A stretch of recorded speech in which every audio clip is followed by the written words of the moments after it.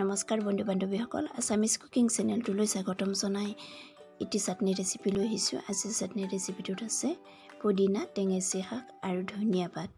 এই তিনিবিধেৰে মই এখন চাটনি বনাম। এয়া টেঙেচি শাক, বাৰীতে হোৱা টেঙেচি শাক ছিঙি আনি মই ভালদৰে কুটি লৈছোঁ আৰু এইফালে লৈছোঁ পুদিনা।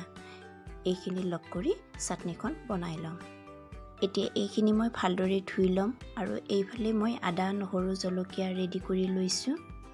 এইখিনি ভালদৰে ধুই চাফা কৰি লৈ গ্ৰাইণ্ডাৰত দি দিম। এই আটাইখিনি বস্তু মই ভালদৰে ধুই চাফা কৰি লৈ গ্ৰাইণ্ডাৰত দি দিলোঁ।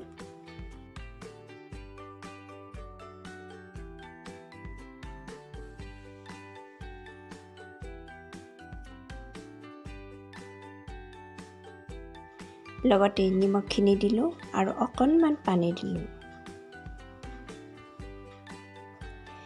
এই চাটনিখন খুবেই হেল্ডি হয়। টেঙেচি শাকটো পেটৰ কাৰণে খুবেই ভাল, গতিকে অকণমান কষ্ট কৰি আপোনালোকে এনেদৰে বনাই খাবচোন। ভিডিঅ'টি কেনে লাগিল কমেণ্টত জনাব, লগতে ছাবস্ক্ৰাইব কৰিব। ভিডিঅ'টি ইমানতে শেষ কৰিলোঁ। ধন্যবাদ।